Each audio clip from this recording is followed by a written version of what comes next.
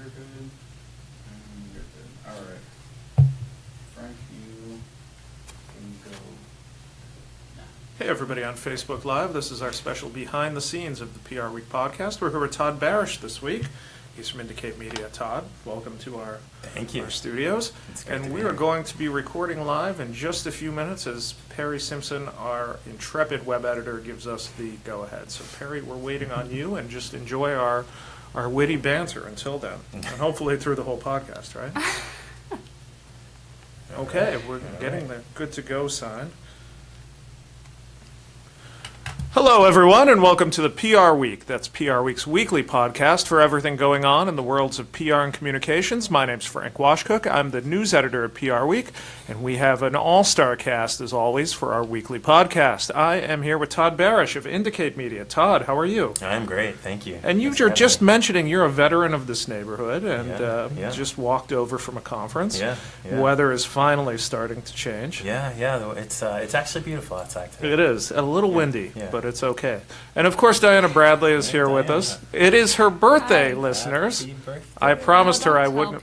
I promised her I wouldn't embarrass her, but I guess I lied about that. So, everybody, Thank you. if you are in our comments section, make sure to wish Diana a happy birthday. Oh my gosh. And tag her on How Twitter could with you? happy birthday wishes. Awesome. All right, let's get to the serious stuff. So, Todd, tell us a little bit about your firm and the types of clients you work with. Yeah, we are a boutique agency. We're located downtown. Mm-hmm. We are mostly a B2B tech agency. We do a little financial services, and we dabble a little bit in the energy markets, mostly because I think energy is interesting. Mm-hmm. But my roots, founding the firm started in technology. Okay. And we have a majority of our clients are tech, mostly on the business side, mostly software. Okay. Whether that's in the cloud or AI or we're watching the drone market, and so business is very good. Now, how long have you been in business? We've been in business a little over 6 years. 6 years. So what made you decide to start your own firm? Yeah, I came to New York actually in my head thinking I was going to be an entrepreneur. Mm-hmm. I'm from Virginia, and when I graduated from college, it was get married. I had a longtime college girlfriend who she was great, but I was in my early 20s, and I had a buddy who said, come sleep on my couch, and I had $250 in my pocket and a desire to see something or do something bigger. And I came to New York, and I'm thinking, I'm not sure what I was going to do, but knew it was going to be something in the communications realm. And it was at the top of the .com boom, and things were crazy, and I went on. So what year was this? This was in 2000. Okay. Yeah, right in 2000. So I went on several interviews, and I got a job. I took a job for Conan Wolf, in a large PR agency. The reason I took the job for Conan Wolf in the tech department is the person who interviewed me, I was amazed by her. She was just the smartest person I'd met. She knew so much about tech and the world, and I thought, I'm going to learn a lot from her.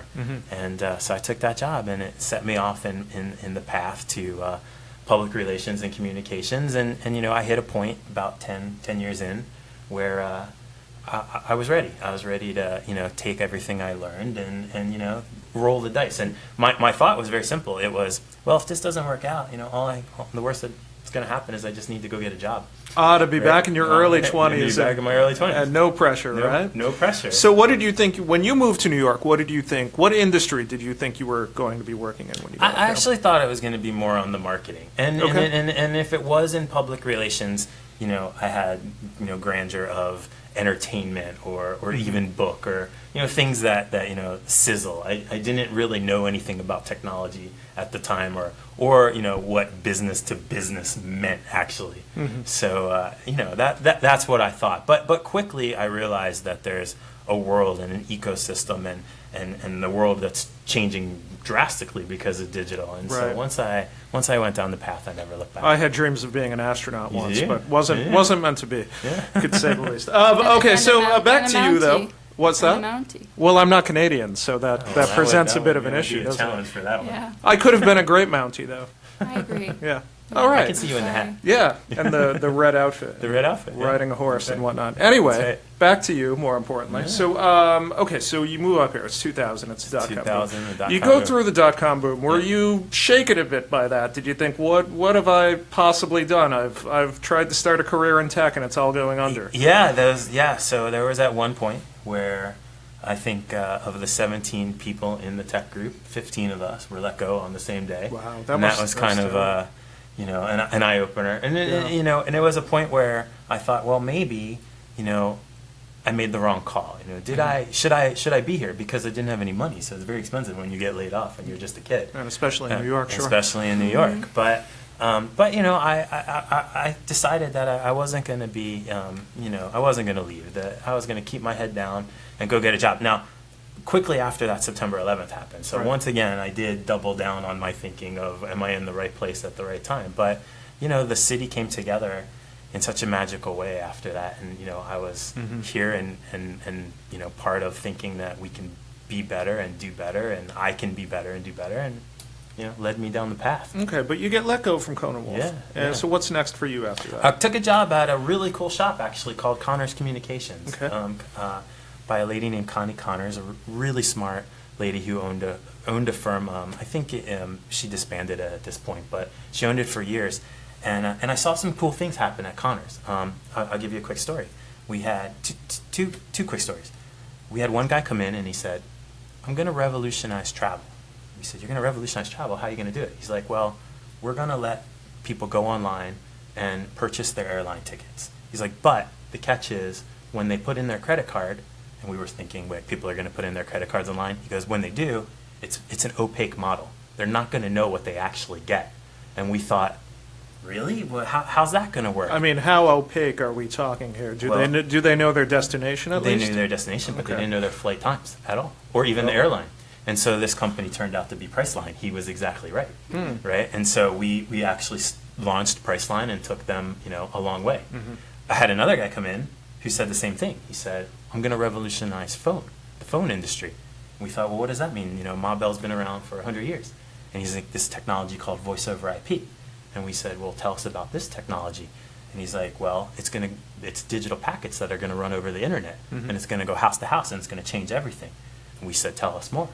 And this guy was named Jeffrey Citron, the CEO of Vonage, and we took Vonage, out into the world. And so that really showed me. So you worked with a some whole way. interesting clients, for sure. Fascinating along the way. Really lucky, actually. So let's fast forward a little bit. What Yeah. made you decide to want to go out on your own? Again, I knew I wanted to be an entrepreneur. I think Okay. when all my life I wanted to do something. I mean, in college I was an entrepreneur with a bunch of friends of mine. We actually started a fraternity. That was the job, right? And so coming to New York, that never left. And the reason is because I think that you put your mind to something and you develop processes and you can build a cool culture together. That there's lots of opportunities. So. For me, it was just about when. And after a little stint in Costa Rica for 3 months before I started the firm, I was ready. What about the idea of having your firm in New York versus the Valley, or there are tech hotspots in Virginia where you're from, and other parts of the country. I'm thinking of the Research Triangle in North Carolina. Why does it work for you here? Well, I'll tell you. Along the way, over the past 6 years, I have actually thought, is New York detriment to the model? Because it's New York, where there's a lot of regional plays that you can be very successful, to your point. But for me, the play has always been New York because it's where I was, where I am. Where I'm married now and I have a kid, and where we're raising our kid today. And so I think it's a great opportunity to expand from. So for me, am I always going to be in New York? Well, maybe not personally. Indicate Media will, and maybe there's a regional play past that we talk a lot about.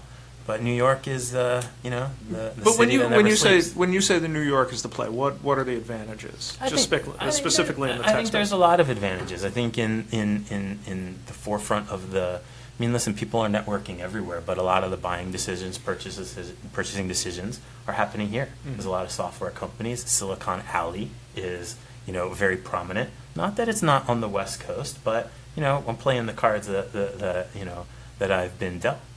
And there's tremendous opportunity here, and it keeps getting better. also what we have found as a small company is, for us, New York has been a gateway from international firms. Mm-hmm. So we've worked with a lot of Israeli firms, we've worked with a lot of Australian firms, we worked with several companies throughout Europe, because they come in through New York. Mm-hmm. Why? Probably because it's the financial capital Right. of the world, or at least at one point of the world. Mm-hmm. And by being in the financial capital of the world, you're also in the know. And being in the know actually makes us smarter.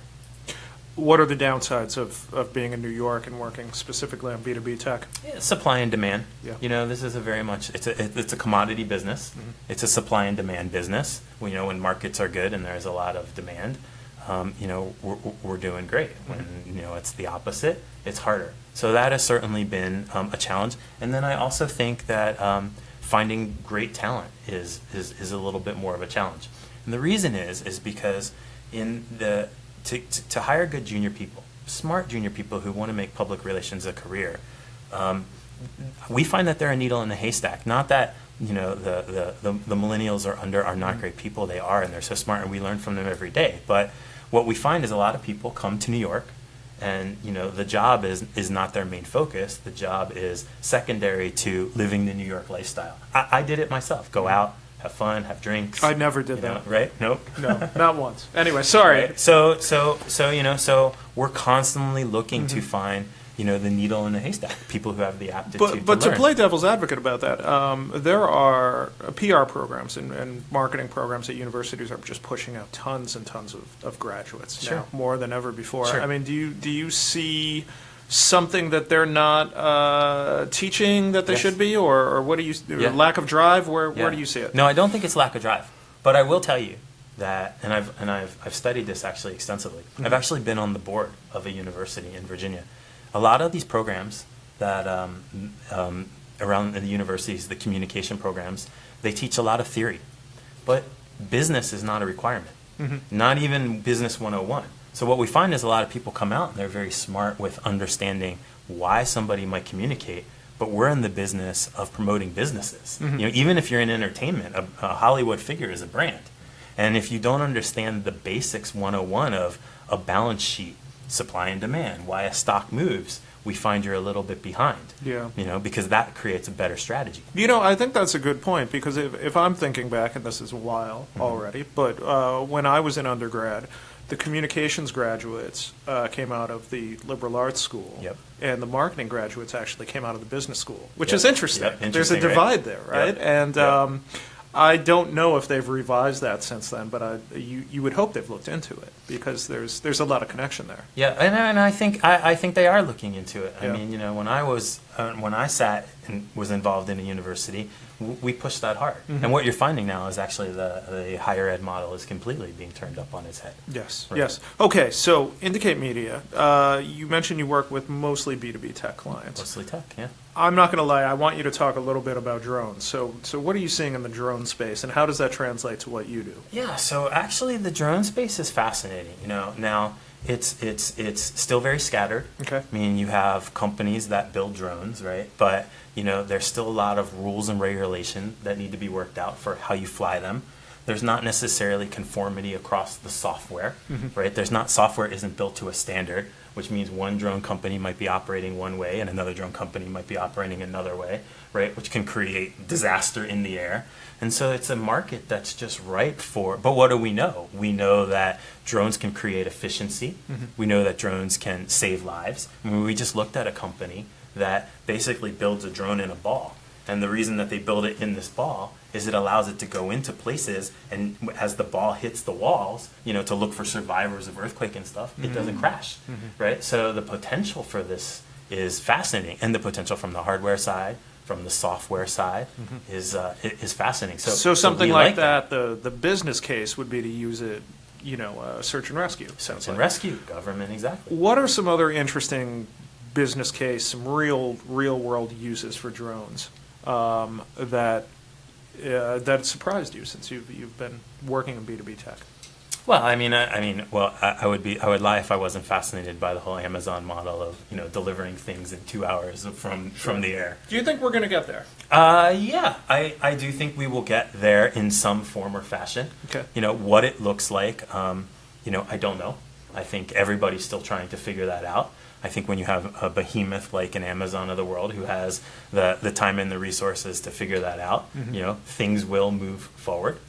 So that excites me. And also, what excites me about drones is the cloud and how information is stored in the cloud. And how that will create more efficiencies, whether it's retail delivery or disaster recovery. We like it. Give me one thing that you wish you had known before you were starting your own firm. Taxes. Taxes. Okay.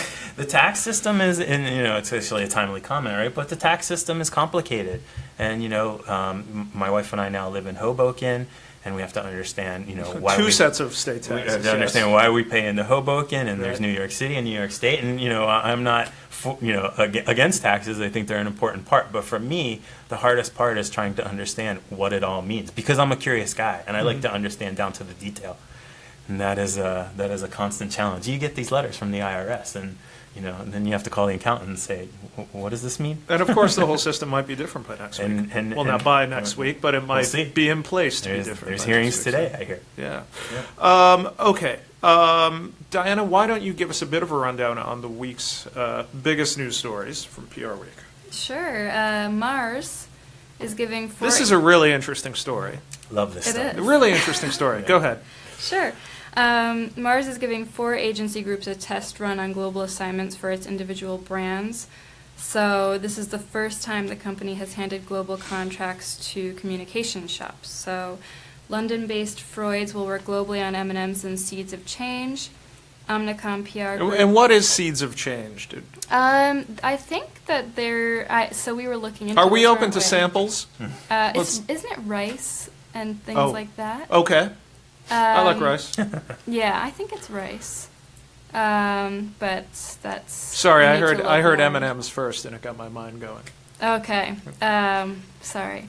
So Omnicom PR Group's working on Orbit and Extra. Edelman's working on Skittles. Weber Shandwick is working on Pedigree. The test period's beginning next year and running for 18 months to 2 years. And Mars is hoping the strategy will maximize the reach of existing campaigns and help it execute new PR-led platforms globally. They're testing 3 concepts with the structure. One is whether it makes a difference when an agency has a global role and a market role.